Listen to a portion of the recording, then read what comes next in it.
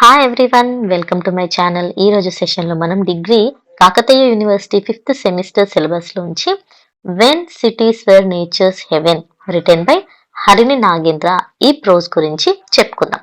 First గా author గురించి మాట్లాడుకుందాం. So if you see about the author, Harini Nagendra is an Indian ecologist and also a well known public speaker on issues of nature.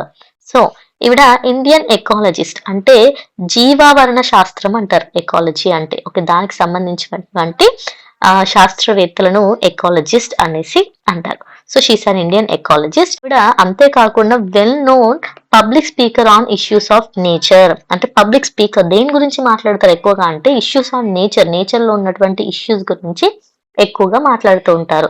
She's a professor of ecology at Azim Premji university. Azim Premji యూనివర్సిటీలో ఆవిడ పర్యావరణ శాస్త్రవేత్తగా professor గా ఉన్నారట.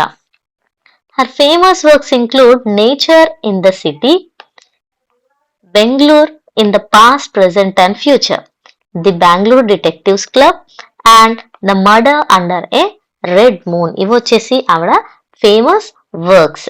She received Kurzweil Prize from US Academy of Sciences in 2009, Eleanor Ostrom Senior Scholar Award in 2013 and Clarivate Web of Science Award in 2017. So ఇవి వచ్చేసి ఆమె receive చేసుకున్నటువంటి prizes. ఇంకా సమరీలోకి వెళ్ళిపోతే if you see the summary here, we tend to think that nature and cities are polar opposites. సాధారణంగా జనం ఎవ్వరమైనా అనుకునే వాస్తవం ఏంటి అంటే నేచర్, ప్రకృతి, సిటీ రెండింటికి సంబంధం ఉండదు, అవి రెండు ఆపోజిట్ అనేసి అనుకుంటారు. ఎందుకంటే సిటీస్ లో నేచర్ ని ఎవరు పట్టించుకోరు, నేచర్ కి సంబంధించినటువంటి వాల్యూస్ కానీ దాన్ని మనం అసలు సిటీలో ఫీల్ అవ్వలేము అనేసి అనుకుంటారు. They think that cities are concrete jungles. So jungle అంటే ఎలా ఉంటుంది, చెట్లతో ఉంటుంది, కానీ సిటీ ఎలా ఉంటుంది అంటే కాంక్రీట్ తో ఉన్న జంగిల్ లాగా ఫీల్ అవుతారు. But this is not true, కానీ ఇది నిజం కాదంట.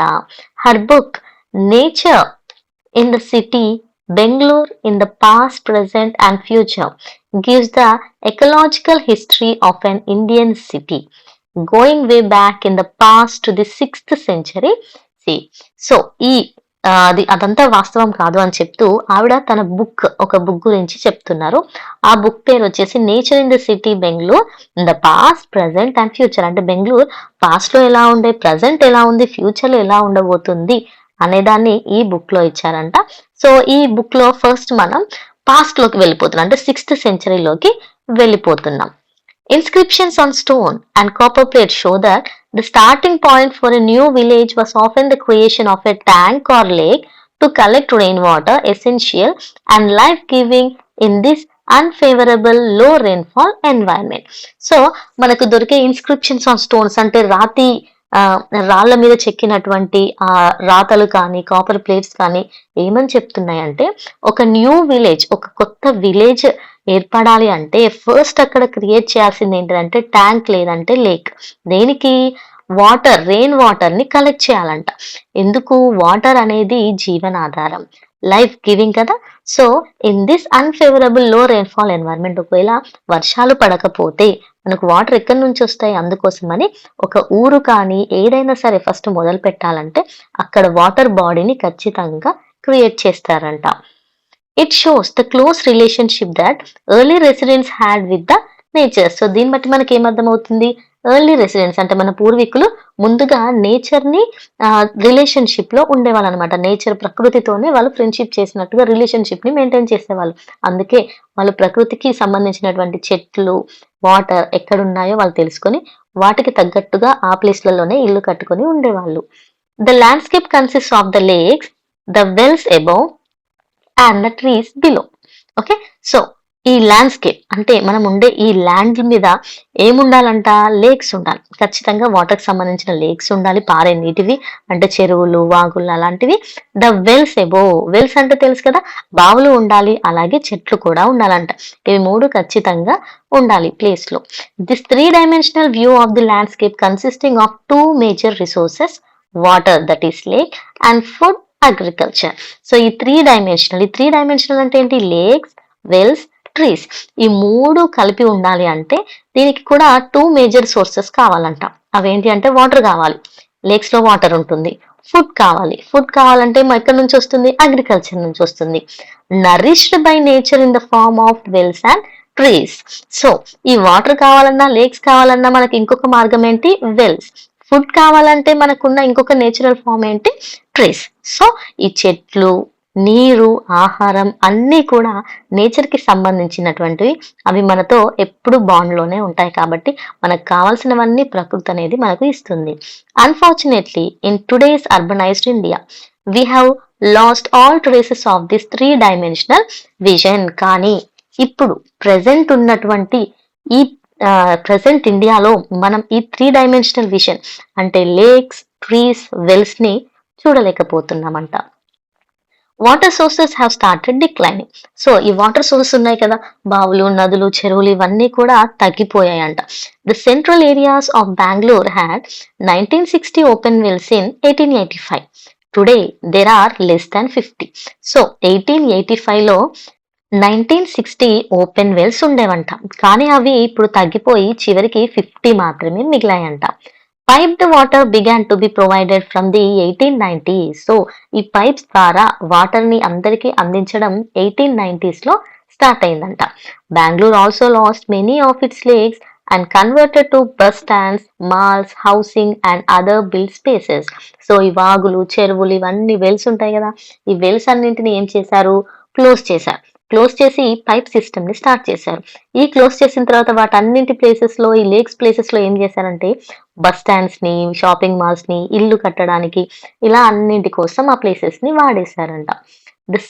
ద సిటీ సెంట్రల్ సంపంగి lake which supplied water to many parts of Bangalore was transformed into a sports stadium. So సంపంగి లేక్ అనేసి సిటీలో సెంటర్ లో ఉండే ఈ లేక్ అన్ని మొత్తం అసలు అందరికీ వాటర్ ప్రొవైడ్ చేయడానికి ఎక్కువగా ఈ లేక్ వాటర్ ని వాడేవాళ్ళు. కానీ దాన్ని కూడా స్పోర్ట్స్ స్టేడియం గా మార్చేశారంట. By the end of the 19th century, wells and lakes began to be polluted with garbage, sewage and even corpses during the times of epidemics and diseases. So ఏమైంది? చివరికి 19th century ending వరకు ఈ wells, lakes అన్ని pollute అయిపోయాయి. ఎందుకంటే అందరూ pipes ద్వారా వచ్చే వాటర్ ని యూస్ చేస్తున్నారు. లేక్స్, వెల్స్ ఎవరు పట్టించుకోవట్లేదు. అలా అన్నింటినీ క్లోజ్ చేసేసారు. అవి చివరికి గార్బేజ్, చెత్త పడేయడానికి, వేస్ట్ వాటిని పడేయడానికి, చనిపోయిన శవాలను పడేయడానికి వాడటం మొదలు పెట్టారంట. When Bangalore shattered its local loop of dependence by importing water from outside, people forget the importance of their local source of water. So ఇలా అందరూ ఈ పైప్స్ ద్వారా వాటర్ వచ్చేసరికి ఈ జనాలందరూ లోకల్ సోర్స్ ఆఫ్ వాటర్ గురించి మర్చిపోయారంట, దాని ఇంపార్టెన్స్ గురించి మర్చిపోయారు. The city has grown so large that piped water from distant rivers can no longer supply all its needs. So జనాలు చాలా పెరిగిపోయారు. అంతే, ఏముంది, ఈ వాటర్ అనేది అందరికీ సరిపోకుండా అయిపోయింది, సరిపోవట్లేదు, అందరి అవసరాలను తీర్చలేకపోయింది. Thus, residents across Bangalore have begun to focus on protecting and restoring lakes in their neighborhood. So అప్పుడు ఎప్పుడైతే నీటి కరువు వచ్చిందో, నీరు అనేది సరిపోవట్లేదో అప్పుడు వాళ్ళకి నీటి విలువ తెలిసింది. దాంతో వాళ్ళు అక్కడున్న లేక్స్ ని ప్రొటెక్ట్ చేయడం, రీస్టోర్ చేయడం స్టార్ట్ చేశారంట. సో ఇది వచ్చేసి లేక్స్ గురించి. When we go back to the past, early residents did not only focus on water but also greened this dusty, hot landscape by planting millions of trees over centuries. So ఇప్పుడు మనం past లోకి వెళ్ళిపోతే వాళ్ళు మన early residents అంటే మన పూర్వీకులు water మీదే కాదు, గ్రీన్డ్ అంటే మొత్తం పచ్చదనంతో నింపేశారంట. దేన్ని? ఇప్పుడున్న ఈ డస్ట్ పట్టినటువంటి, వేడిగా ఉన్నటువంటి ఈ భూమిని వాళ్ళు మిలియన్స్ ఆఫ్ ట్రీస్ తో, ఇక్కడ by millions of trees over centuries, ఎన్నో వందల సంవత్సరాల క్రితం చెట్లను నాటి పచ్చగా మార్చారంట ఈ భూమిని.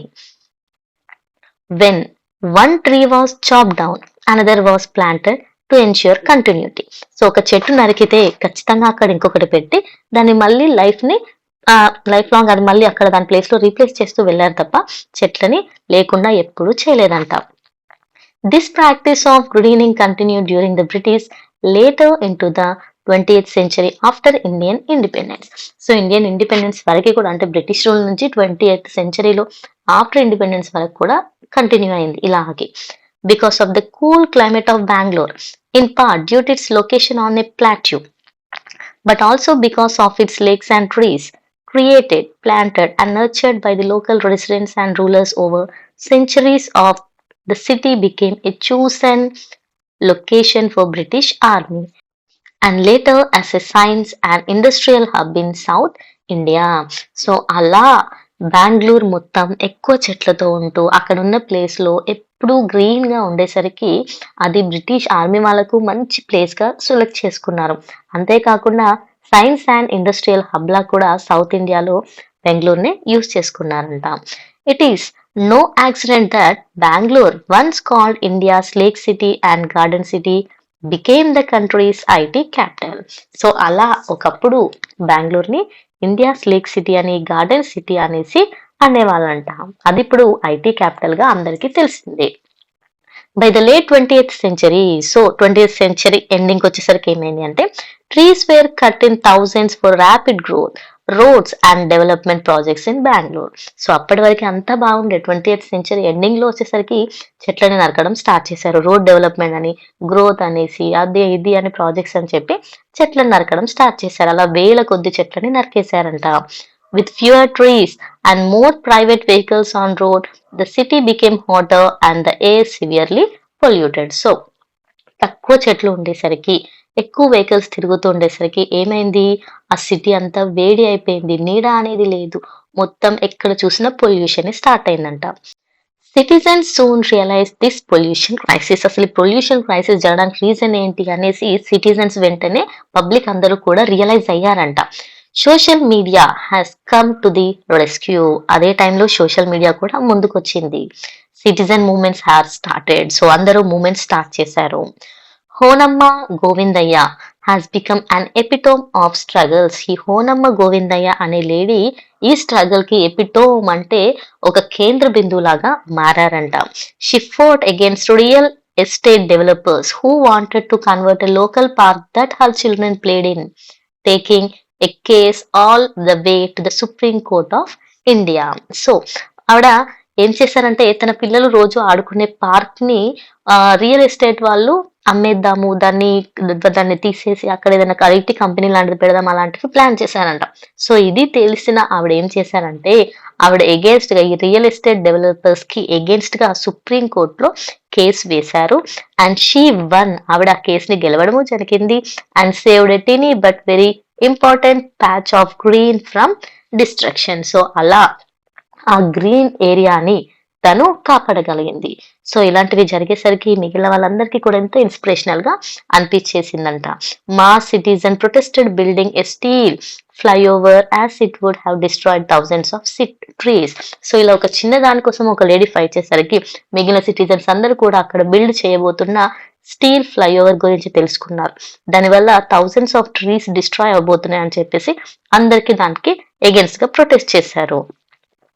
This movement is strongly supported by social media. Social media కూడా సపోర్ట్ చేసింది. The flyover case went viral attracting hundreds of followers. So అలా ఈ కేస్ గురించి కంప్లీట్ గా వైరల్ అయిపోయింది అంట. Today this perspective on the ecological history of Bengaluru can help city dwellers worldwide understand why nature in the city is not just important for the metropolis past but also essential for its resilience future. So ఇలా అక్కడున్న ప్రజలు వాళ్ళకి వాళ్ళు మళ్ళీ realise అయ్యి nature ని కాపాడుకున్నారంట. అలా water ని అలాగే ట్రీస్ ని కూడా వాళ్ళు రెస్క్యూ చేసి ప్రొటెక్ట్ చేసుకున్నారు. సో ఆ పాస్ట్ లో ఉన్నదాన్ని మళ్ళీ తిరిగి ఫ్యూచర్ వరకు తీసుకొచ్చుకున్నారు. So this is all about this prose. Hope you all understood. We'll meet with the next video. Thank you for watching.